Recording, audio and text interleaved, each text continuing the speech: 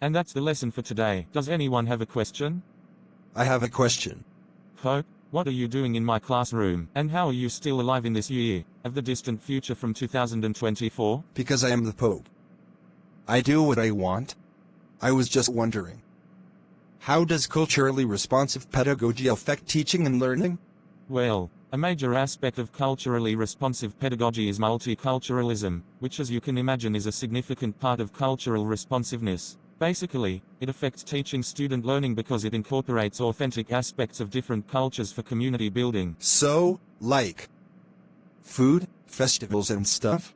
That tends to be what most people think about, but there are major risks to that. There's an Edpuzzle that talks about multiculturalism in the classroom. It mentions how trivializing a culture's history can be a major problem if it's represented the wrong way. Let's use what you said about food as an example. If a school were to serve tacos for Cinco de Mayo, students wouldn't be thinking about what the holiday is about, or why it's relevant to Mexican culture. Another example the person said in the Edpuzzle was that schools could serve fried chicken for Black History Month. Being half black, I had to pause the video because that did make me mad, to be perfectly honest. Then I realized, the point of that being brought up was to emphasize why the risk of stereotyping can and would cause major problems. I think fact that I did get frustrated shows how things the school could do, regardless of whether or not there was a good intention, could be taken the wrong way. Then how can the school incorporate multiculturalism in a culturally responsive way?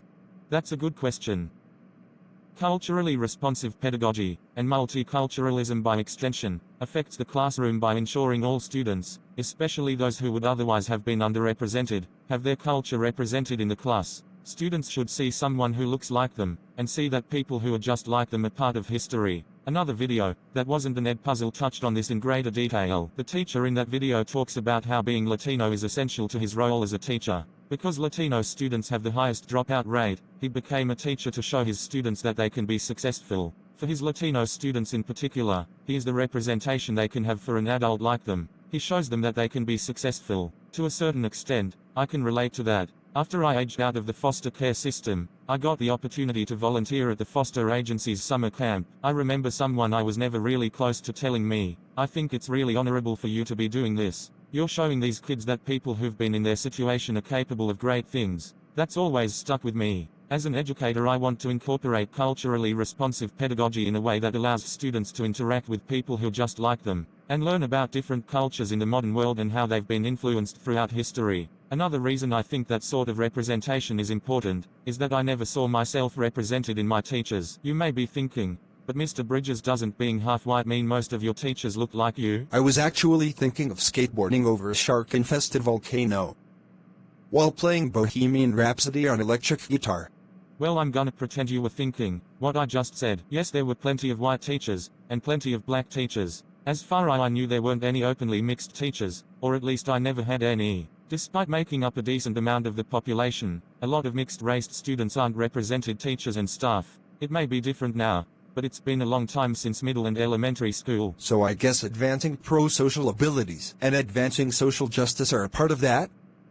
So teachers can help them build core knowledge by incorporating different points of view? And I'm assuming the content teachers use is one of the major aspects of multiculturalism and culturally responsive teaching, because ultimately it's about giving students equal opportunity to make progress, as well as representing their cultures effectively. That's correct. I'm glad you thought of that.